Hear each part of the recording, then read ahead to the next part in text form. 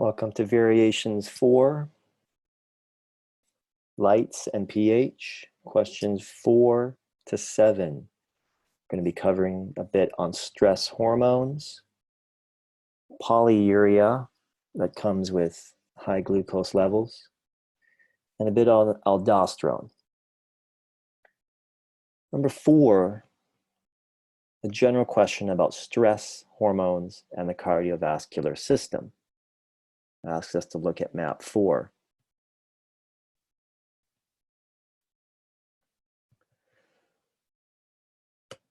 Sorry, that was map 2, just not to confuse you. Okay, so stress hormones are up in the circulation. Now, what could cause stress hormones to rise in circulation? What do you think of when you think of stress hormones rising, being released into the bloodstream? Well, if you have to choose between the sympathetic and the parasympathetic system, which one are you going to choose? When you think of stress hormones, hopefully you chose the sympathetic. What do we relate? What phrase do we often relate to the sympathetic system?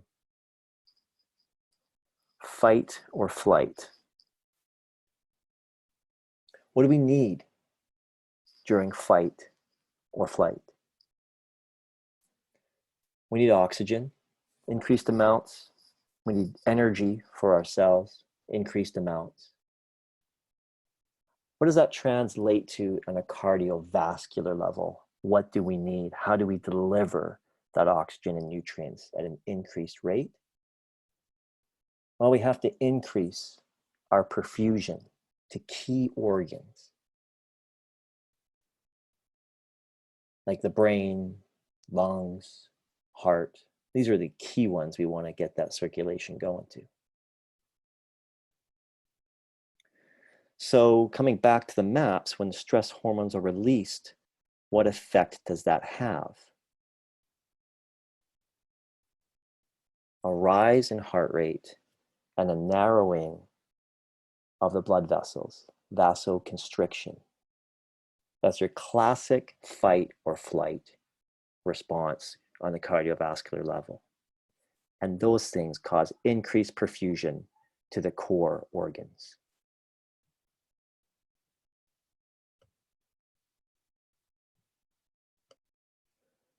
Just going to skip to question number 6 for a second because it kind of makes sense to do that one next.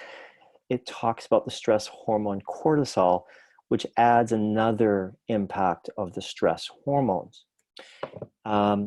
If you remember, we'd said the body needs things under fight or flight conditions. What were those? Oxygen, nutrients, energy. We talked about how stress hormones in general will impact the cardiovascular system, that is the delivery system. But now what about the goods being delivered? Let's talk about cortisol for a second.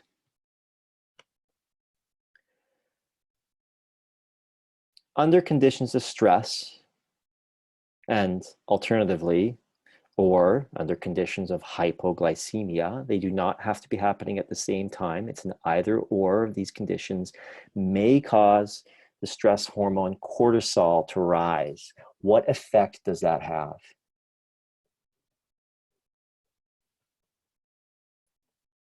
It causes the liver to convert its stores into glucose. Glycogen stores into glucose that's usable in the bloodstream, raising your blood sugars. As long as the liver has stores available, glycogen stores available, the body will be able to increase blood sugars by this route.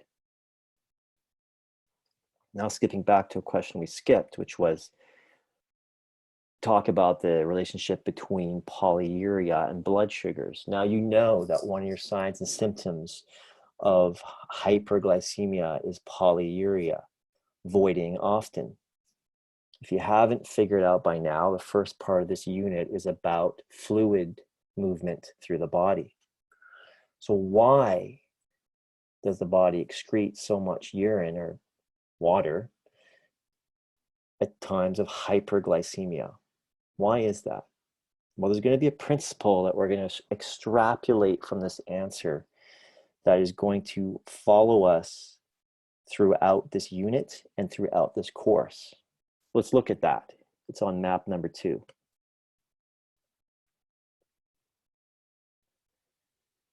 So you start out with high blood sugars. That's our starting state for this patient. What happens next? Before we get to that box, we need to talk about, you have high blood sugar in the bloodstream. Sorry, high sugars in the bloodstream. Well, the kidney is going to try and help you out. It's going to be excreting larger amounts of glucose through the urinary system.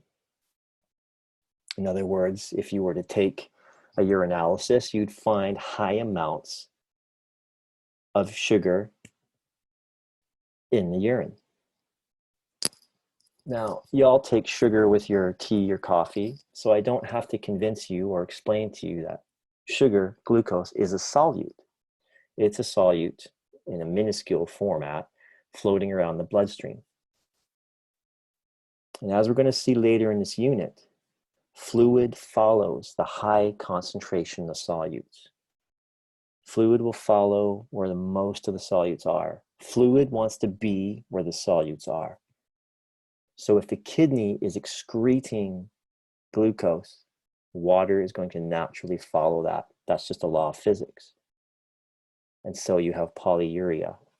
Let's look at that in the map. Increased blood sugars. Water follows glucose as is excreted by the kidneys.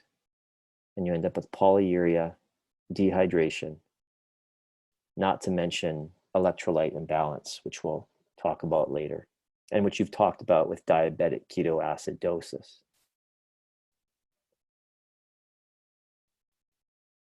Whenever you see the rectangles in these maps, that's just a condition. Whenever you see the triangles, that's a symptom or a sign. So the sign or symptom is polyuria.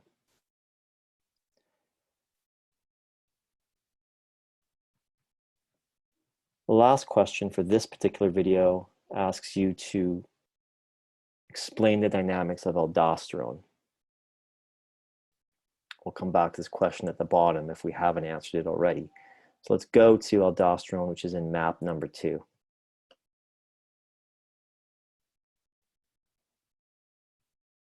So any one of these 3 items here,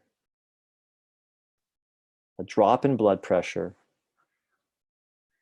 a drop in sodium, or a rise in potassium, any one of these 3, they could be occurring individually or they could be occurring all together. Low blood volume or low sodium or a high potassium will trigger the body to release the hormone aldosterone. What effect does that have?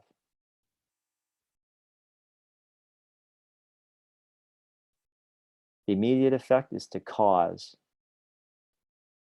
sodium to be reabsorbed back into the bloodstream and potassium to be excreted through the kidneys. What effect does that have? Well, right off the top, it could cause a dangerous lowering of potassium, or just a lowering if potassium was too high. But this is the one we want to focus on for now. What's the significance between a drop in blood pressure and now the body holding on to increased amounts of sodium? How would this reabsorption of sodium help in addressing the drop in blood pressure? How would this help? And I'll give you a hint. Think back to what we just talked about, the physics of solutes when we talked about hyperglycemia. Where does water want to be? Water wants to follow where the greatest amounts of solutes are. So if there are increased amounts of sodium in the bloodstream, if the kidney is holding on to sodium, guess what? Water wants to follow that sodium. And so the water stays in the bloodstream. Water follows sodium, water stays in the bloodstream, and blood pressure rises again.